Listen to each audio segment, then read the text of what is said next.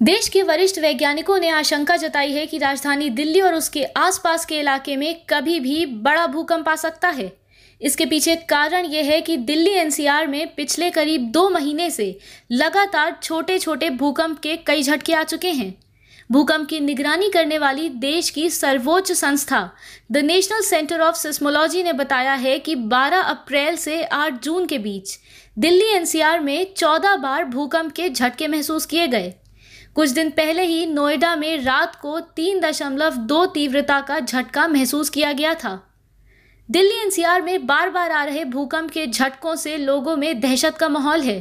लोगों में इस बात को लेकर चर्चा है कि कहीं ये कंपन विनाशकारी भूकंप के संकेत तो नहीं है।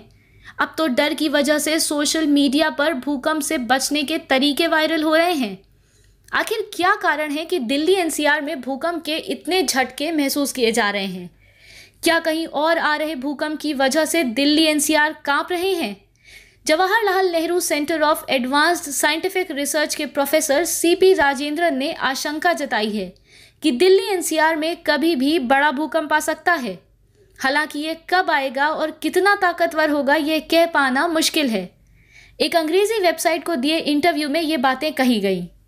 सीपी राजेंद्रन ने 2018 में एक स्टडी की थी जिसके मुताबिक वर्ष 1315 और 1440 के बीच भारत के भाटपुर से लेकर नेपाल के मुहाना खोला तक 600 किलोमीटर लंबी सिस्मिक गैप बन गई थी।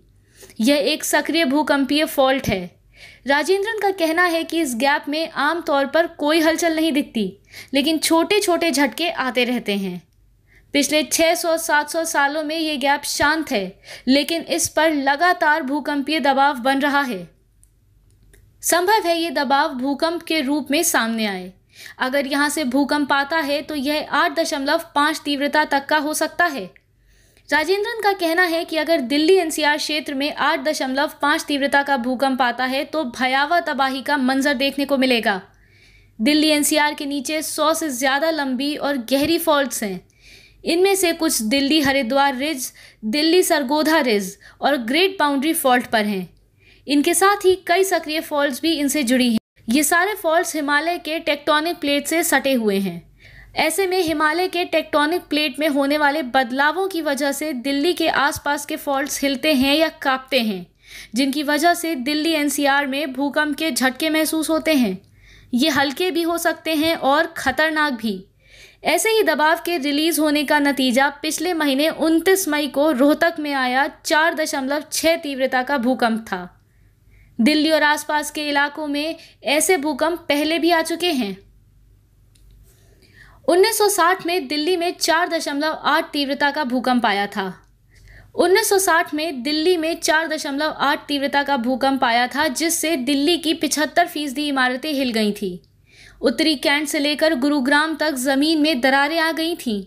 लाल किला और राष्ट्रपति भवन को भी इससे नुकसान हुआ था। सीपी राजेंद्रन ने बताया कि सेंट्रल हिमालयन फुटहिल्स में बड़े भूकंप की आशंका है, क्योंकि इस इलाके में सैकड़ों सालों से कोई बड़ा भूकंप नहीं आया है। ये बेहद शांत है और यही बात खतरनाक है। दिल्ली के आसपास मौजूद फॉल्ट्स की वजह से 6.5 तीव्रता तक का भूकंप आ सकता है।